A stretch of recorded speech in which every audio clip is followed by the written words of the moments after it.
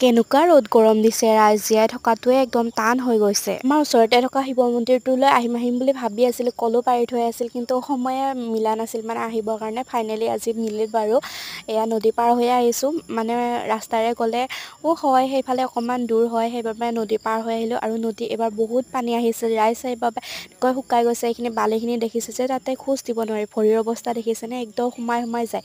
তেনেকৈ এতিয়া মন্দিৰো আহি পালোঁ। মই মানে সেইখিনি চিটুৱেশ্যন আপোনালোকক মানে বুজাব নোৱাৰোঁ, এনেকুৱা লাগিছিল মানে উশাহ চুশাহ আৰু ঘূৰি নাহিব নেকি এনেকুৱা লাগিছিল। এনেকুৱা ৰ'দ গৰম দিছিল আৰু সেইদিনা। এইফালে মন্দিৰৰ পৰিৱেশটো বাৰু বহুত ধুনীয়া, গছ গছনি আছে, ধুনীয়া বতাহ লাগি থাকে, একদম গৰু ছাগলীৰে ভৰ্তি হৈ আছে, যিহেতু বতাহ চতাহ লাগি থাকে আৰু সিহঁতকো বতাহৰ প্ৰয়োজনটো। এনেকুৱা গৰম দিছে আৰু ইফালে কথা কৈ ময়ো সেৱা লৈয়ে আহিলোঁ আৰু প্ৰসাদো এয়া খালোঁ।